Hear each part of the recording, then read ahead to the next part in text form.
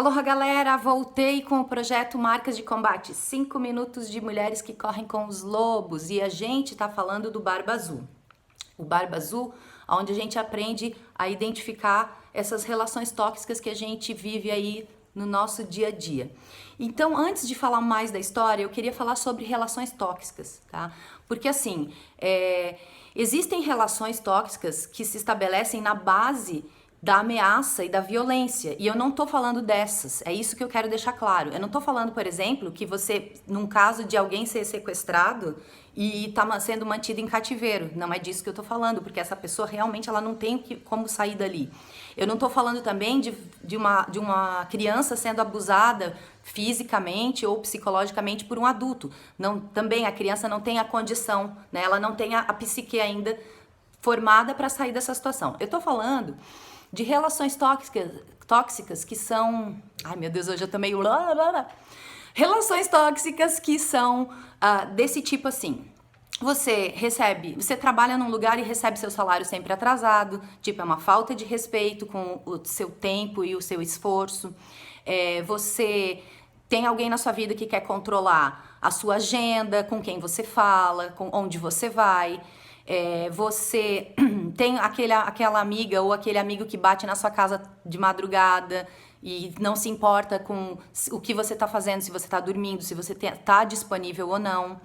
Alguém que sempre chega atrasado nos compromissos ou que desmarca em cima da hora.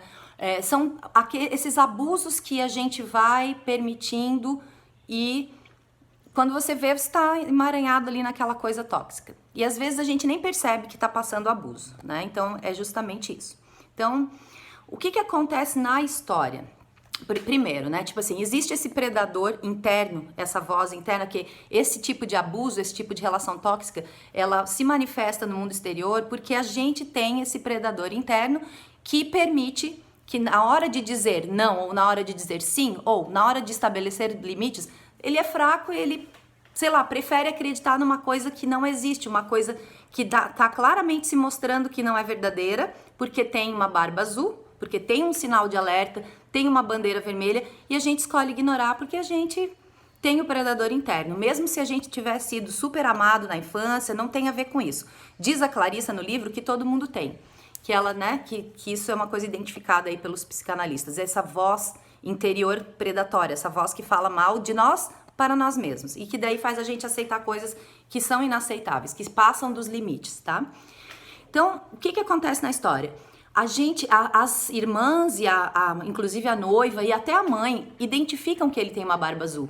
Então isso na prática a gente consegue ver os sinais de alerta, mas quanto mais a gente conversa com a gente mesmo, mais a gente tenta minimizar esses sinais de alerta. Então o que a gente faz é tentar disfarçar aquela coisa ruim, porque eu entendo, pelo menos pro meu lado, eu entendo que, nossa, eu gostaria que não fosse assim. Eu queria muito acreditar que é todo mundo bom, que ninguém tá passando os limites, que isso é porque, sei lá, as pessoas têm algum problema e eu preciso reconhecer que eu também tenho, então eu vou aceitar essas coisas. E o problema é esse. O problema é que o fato de eu aceitar uma coisa que passa dos meus limites é que ela vai continuar. Ela vai continuar e muitas vezes ela vai até piorar, até matar aquela parte de mim que aceitou.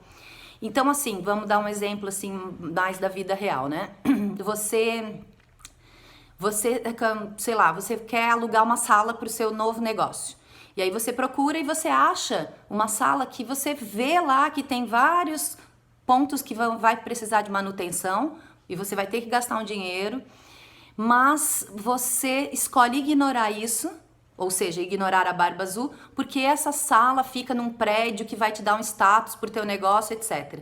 Então, o barba azul, esses sinais de alerta vêm sempre com alguma sedução. Então, a sedução é o status porque a sala vai dar, mas a incomodação, a quantidade de dinheiro que eu vou gastar vai ser muito maior, ou seja, tem um abuso ali, né, de eu estar comprando gato por lebre. Mas eu consigo ver o sinal de alerta, eu só escolho ignorar a barba azul.